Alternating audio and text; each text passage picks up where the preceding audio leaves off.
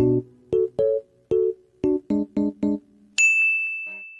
guys! Welcome back to my channel. So for today's video, as you can see in the title, I'm going to color my hair. First time ko actually magdi-DIY hair color since sa salon talaga ako nagpapakulay ng buhok, and I will be using this Beauty Labo na hair color. Meron silang 4 na available colors. Itong olive green, silver ash, honey lemon, tsaka cherry pink. Bale, ang gagamitin ko ngayon is itong cherry pink. Parang magiging red siya sa buhok ko. And, ayun, actually, nahirapan talaga ako mag-decide kasi meron din ako nitong silky ash, which is brown color naman. Pero, gusto ko talagang mag-red color. Kaya itatry ko tong cherry pink nila.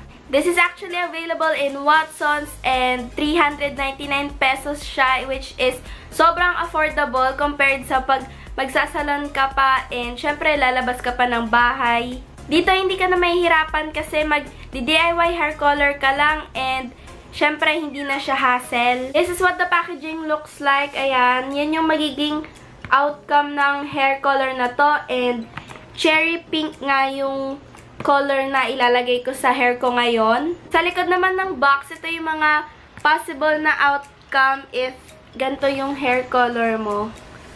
So, feeling ko, nandito ko sa medyo gitna. Then, ito yung magiging outcome ko.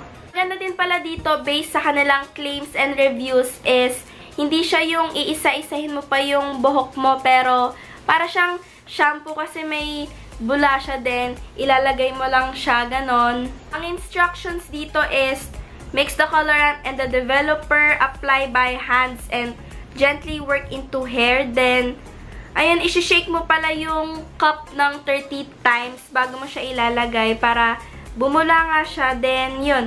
Mag-wait tayo ng 30 minutes. Then, tsaka natin i-rinse yung ating hair. Meron din pala tong floral fruity aroma. So, and sobrang excited na ako i-try ito. If you wanna see kung paano ko i-color yung aking hair, then just keep on watching. Ang importante pala dito, guys, is gumamit kayo ng damit or t-shirt na hindi nyo na ginagamit or pambahay nyo. Like, yung sa akin, pambahay lang tong damit na to. So, ayun.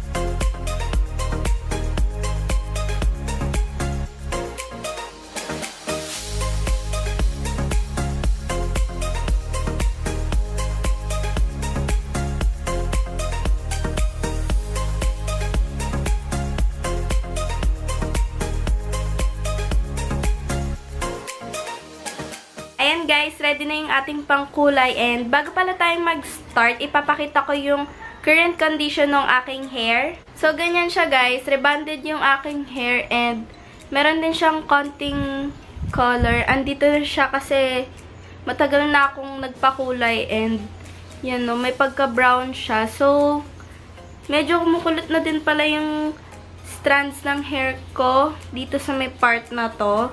Bale, hindi ko pala siya totally ilalagay hanggang sa roots ng hair ko, and hanggang dito ko siya ilalagay para kahit papano may ombre effect siya. Ayan, naka-gloves din pala ako guys para syempre mas maging malinis yung ating pagkulay. Ayan na siya guys. Sobrang cute ng packaging nila, and ayan o guys, kung naka-bleach lang yung buhok ko, siguro pink na yung hair color niya. Pero syempre, hindi pwede sa school namin ng may hair color talaga na sobrang tingkad. So, ganito lang yung ating ilalagay.